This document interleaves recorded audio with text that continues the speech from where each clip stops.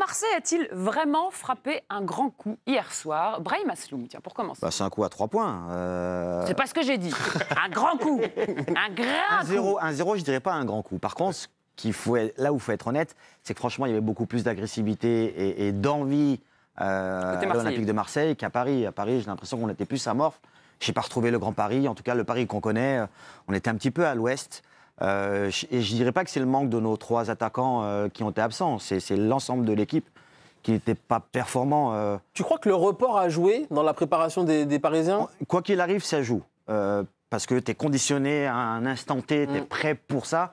D'un coup, il y a... Après, ils sont rentrés à Paris, exactement, ils sont revenus à Marseille. Tu rentres dans un autre... Tu vois, tu peux avoir de te mettre en condition le jour J pour être performant et tu vas chercher de l'émotion, tu vas chercher des choses en toi. Et puis, d'un coup, ça fait pchit. Tu dois le refaire le lendemain. Franchement, tu ne peux pas le faire de la même manière. Tu le fais différemment. Mais en tout cas, là, j'ai l'impression que ça a enlevé un peu cette hargne, ce classico.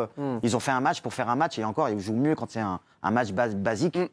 Là, c'est un classico. Normalement, tu sortais triple. Ouais. Ça n'a pas été le cas. Tu peux nous rappeler qui manquait sur le terrain hier soir? Du lourd. Côté parisien, Ousmane Dembélé, Désiré Doué, João Neves, qui étaient tous les 3 présents à la cérémonie du Ballon d'Or au Théâtre du Châtelet. Et puis Bradley Barcola aussi, qui était absent. On l'a vu sur certaines séquences, Pierrot, pour attaquer la profondeur, les Parisiens étaient en difficulté parce qu'offensivement, ils avaient moins d'armes que d'habitude. Alors, c'est vrai, il y a eu moins de courses en profondeur parce qu'évidemment, il y avait moins de joueurs de profondeur, mais mine de rien, tu avais quand même Hakimi et Nuno Mendes qui sont capables de faire ce genre de course. Ils ont été bien bloqués, Pierre. Mais c'est ce que j'allais dire, c'est que la difficulté, c'est que là, en fait, l'OM a fait un match, en fait, ce qu'on attend d'eux depuis un petit moment, c'est-à-dire couper déjà la source. Quand tu joues contre le PSG, si les mecs qui reçoivent le ballon ont le temps de lever la tête et puis de regarder où est-ce qu'ils vont donner le ballon, bah forcément, ils ont des très bons pieds et ils savent faire des passes. Donc, et l'OM... Moi, je ne pensais pas qu'ils allaient maintenir ce pressing en fait tout le match, mais ils ont réussi à quadriller le terrain, mais d'une manière fantastique. Et ils n'ont pas volé leur victoire. Je pense que s'il y avait eu Dembélé ou Barcola, ça aurait été beaucoup plus compliqué. Mais mine de rien, je pense que le PSG a un peu fait quand même ce qu'il pouvait. J'ai pas eu l'impression qu'il y avait eu un manque d'envie. J'ai vraiment eu l'impression qu'en fait l'OM allait les chercher dans les pieds constamment. Ils les ont agressés dès le début en fait. Et ça a été le PSG s'est fait bouger clairement. Mais parce que Paris avait clairement pas la tête à son match. Ils jouaient autre chose que la victoire contre Marseille. Pardon. Non, mais le Ballon d'Or, c'est autre chose. Franchement, je pense que ça concerne toute l'équipe. Non, ça affecte pas une équipe. Moi, je pense que c'est plus le report qui a dû affecter émotionnellement les joueurs. Mais c'est pas le Ballon d'Or. Tu penses pas que toute l'équipe y pensait à la fête, à Dembélé et aux copains? Mais non, mais ils savaient que c'était déjà plié, plus ou moins, en tout cas dans les votes. Ah bah t'es bien le seul. Et c'était, on ne savait pas. Oui, non, mais je suis d'accord. Mais ils souhaitaient, quoi qu'il arrive, le meilleur à Dembélé. Mais c'est parce qu'elle a engendré leur motivation pour un match. Non, franchement, tu fais la part des choses. Il y a un contexte, c'est des pros, les quand mecs. même. Non, mais déjà, un petit mot, parce que moi, je suis vraiment un enfant de France Football, un enfant du Ballon d'Or. N'oublions pas, quand même, France, pendant des décennies, le Ballon d'Or... Il était remis juste avant le match. Il n'y avait pas du tout de cérémonie. C'est-à-dire qu'en fait, il y avait le journaliste de France Football qui essayait de se cacher. Donc, il prenait un avion, qui allait souvent à Milan, à Turin, à Madrid. Il remettait, donc il allait à la fin d'entraînement, il allait voir le joueur. Est-ce que je peux te parler, s'il te plaît? Et donc, il y avait voilà, tu seras, Jean-Pierre Papin, tu seras Ballon d'Or. Et après, il y avait une formidable interview et on découvrait le Ballon d'Or en achetant France Football le mardi matin dans les kiosques. C'était sacro-saint. On avait l'éditorial, on avait chaque correspondant à l'étranger, on avait les 5 premiers. Et donc pendant des décennies, il n'y avait pas de cérémonie du tout, encore une fois, depuis quelques années maintenant avec le divertissement. Mais moi, ce que j'ai adoré France hier, j'aime cette équipe de Marseille, j'aime cette équipe de l'OM. Elle est charnelle, elle est animalesque, c'est un truc de fou, c'est carnassier. Le premier quart d'heure, c'est à revoir et revoir. Mais les Parisiens se sont fait bouger. Et moi, je dis c'est la victoire de Longoria. Quand tu vois les recrues, Emerson, champion d'Europe avec l'Italie en 2021, Aguerd, il est énorme. Pavard, il était titulaire avec l'Inter, Ouéa, titulaire avec la Juventus. Mettre Medatia dedans, hein. Oui, et Benassia, bien sûr. O'Reilly, Pachao. Pour moi, c'est la victoire d'un mercato, certes, un petit peu bordélique, certes, dans les dernières minutes. Et moi, ce que j'ai adoré dans les dernières minutes, donc tu as évidemment des arbitres qui se fait expulser. Qu'est-ce qu'il fait normalement quand il est expulsé? Lui, il va juste 2 rangs derrière. Donc on le voit encore plus. Sur le banc, il crie à Benassia qui fait le truc. Donc Benassia, il est l'entraîneur adjoint. Tu as les joueurs qui sont... Mais ça, c'est un truc de fou. Et tu as la passion. Et moi, j'avais envie d'être au Vélodrome hier parce qu'on a besoin de ça. Et là, de voir ce championnat, de voir Strasbourg-Marseille vendredi, mais cette férocité marseillaise, de voir les joueurs qui y vont, de voir Greenwood qui a fait 600 replis défensifs, de voir le match aussi. Enfin, de voir et vraiment sur les moi j'ai adoré, c'est sur les côtés Emerson et puis Weah. Mais il y avait une fusion, c'était un stade en fusion. Et moi, tu vois, je vais te dire un truc, j'ai pas été perturbé que hier on a eu 2 immenses événements parce que c'est ça pour moi le football. T'as le terrain hier, t'as un formidable match, t'as un classico, t'as un public en folie. On est un lundi soir, t'as 65 000 fadas en tribune extraordinaire et en même temps t'as une très belle cérémonie et c'est pas un truc de salon. Voilà, aussi on honore les vainqueurs et je trouve que ça ne dévalorise ni ce qu'a vécu Dembélé, ni ce qu'a vécu l'Olympique de Marseille hier, quand tu vois l'arrêt de Rouli, l'air sur la frappe absolument extraordinaire. Et je trouve que hier, on a vécu double plaisir finalement. C'est-à-dire que tu as entré plat et sur fromage. On a eu de la chance aussi par rapport au fait que Dembélé soit blessé. Si c'était Hakimi, c'était pas la même. Si Dembélé n'est pas blessé, c'est plus problématique. Tu as évoqué Mehdi Benassia tout à l'heure. Il y a un truc qui est marquant, c'est qu'en temps normal, l'Olympique de Marseille, l'Olympique de Marseille, quand elle joue à domicile ces dernières années, franchement, elle fait un peu dessus. C'est ça. Tu vois, ça manquait de cette envie, cette hargne et d'être transcendé par le public. Ben là, j'ai l'impression qu'ils ont passé ce cap-là. Et là, tu as une équipe conquérante. Et je pense qu'elle le sera à chaque fois à domicile. Ils les ont regardés dans les yeux très clairement. Yoann, tu as évoqué Mehdi Benassia durant ton argumentation. Et lui, il a un peu tempéré la victoire marseillaise après la rencontre. C'est une victoire d'équipe face à un grand adversaire. Mais aujourd'hui, il manquait beaucoup de joueurs au PSG. Il faut être conscient. Quand on aura cette mentalité toute l'année, on pourra faire des grandes choses. J'espère qu'on sera capable d'être constant.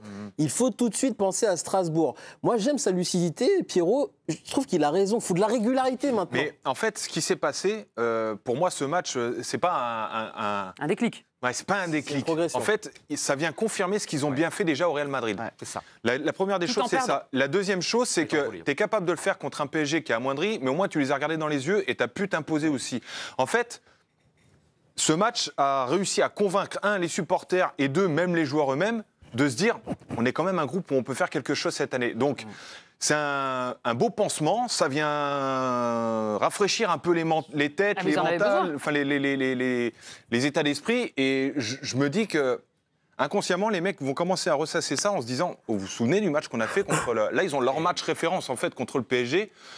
Évidemment qu'ils vont perdre des matchs dans l'année, mais s'ils arrivent à garder cet état d'esprit, cette solidarité, et même cette grinta qui est un peu l'ADN de Marseille, je pense qu'ils vont pouvoir voyager un petit moment. Mais attention à ne pas s'enflammer. Dans l'interview de Zerbi, quand il leur dit qu'il faut aller à Strasbourg, genre je veux continuer à avoir une grande équipe. Bien sûr, parce que s'ils refont ça tous les week-ends, ils vont gagner des matchs. Mais c'est quand même, moi, c'est un choc au sommet. Vendredi, pour moi, on a la chance en Ligue 1. Moi, je trouve que c'est l'année de la renaissance. On était au fond de la piscine, il n'y a plus de sous. Donc, il y a plein de jeunes joueurs qui émergent. Et ce Strasbourg-Marseille à la Méno, pour moi, c'est un choc au sommet. Parce que Strasbourg, finalement, cette année, contrairement à l'an passé, moi, Strasbourg, c'est mon énorme coup de cœur. L'an passé, ils ont craqué dans les dernières encablures. Ils avaient un jeu furieux. Alors, cette année, ils jouent moins bien.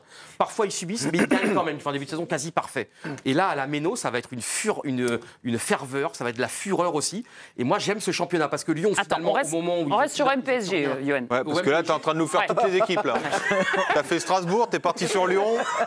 Non, parce qu'il y a un truc qui nous a un peu dérangé quand même sur ce. C'est-à-dire c'est la prestation de Lucas Chevalier qui est fautif sur le but encaissé. Il rate complètement sa sortie, le gardien parisien. Il dit souvent qu'il aime la pression, qu'il aime les atmosphères un petit peu hostiles. Mais sa première boulette avec le Paris Saint-Germain, elle arrive dans le match quasiment le plus important de la saison. Tottenham, c'était, exactement pas évident pour lui aussi. Est-ce qu'on va commencer à s'interroger sur sa fiabilité, j'ai envie de dire, dans les grands matchs maintenant? Déjà? Non, Julien, parce que, regardez, il y a l'exemple extraordinaire de Donnarumma. Vous avez vu les boulettes de Donnarumma, les erreurs de Donnarumma à Madrid, notamment en Ligue des Champions. Et moi, je pense que c'est ça un champion. Regarde, on va en parler de Dembélé. Pour moi, un champion, Chevalier, il est extraordinaire, évidemment. Je pense que c'est un prédestiné. Mais il va faire des boulettes, il va faire des erreurs, il va avoir des blessures, il va avoir des critiques qui vont arriver. Et c'est là, toi, en plus, Brahim, tu l'as vécu, toi, dans ta chair. C'est ça qui est génial, c'est comment tu rebondis. C'est pas comment, évidemment, qu'il va tomber une fois, deux fois, trois fois, mais comment il va s'en servir de hier soir. Pour moi, il va devenir plus fort. Qu'est-ce que tu en penses? Non, mais complètement d'accord. C'est là où tu te remets en question, en fait. C'est quand mais c'est le match où il ne fallait pas en faire quand même. Ouais, mais c'est grâce à sans doute ce match-là. Il ne fallait pas le faire devant une petite équipe. Il fallait faire malheureusement la bourde devant une très grosse équipe, en tout cas avec des enjeux importants. Pour plus que ça t'arrive? Exactement. Donc là, derrière, tu ne prends plus les choses à la légère. Tu revois complètement ta manière de voir les choses. Il a aussi, il s'est beaucoup exprimé en disant j'étais fort pour aussi sortir, c'était une de mes qualités. Là, il y a une défaillance. Donc ça va pousser le cursus, en tout cas de travailler un peu plus de ce domaine-là. Il a quand même eu une réaction pendant ce match, parce que ce qu'on a vu tout à l'heure avec le face-à-face d'Aubameyang, c'est lui qui répond quand même présent et c'est lui qui gagne son duel. Donc, mais c'est pas sur une sortie. Mais parce qu'il sort bien au bon moment et c'est lui qui ferme quasiment tout l'axe. Non mais toi tu veux des pichenettes tout le temps, t'es marrant. Il pouvait là, il y avait la place, il tire dessus. Moi je suis pas inquiet du tout pour Chevalier. Vous ne trouvez pas que c'est humain, je trouve, moi, moi des joueurs, entre guillemets, qui fautent, qui ne sont pas, tu sais, genre qui ne soient pas imperméables à la pression, moi ça le rend encore plus humain. Parce que ça montre bien que tu n'es pas un génie à 20 ans. Mais c'est toujours le ratio, Yo-Yo. Si tu fais plus d'erreurs que de sauvetage, évidemment que c'est compliqué. Mais si tu fais des erreurs, mais que tu sauves 70% du temps, écoute, ça veut dire que tu fais ton boulot.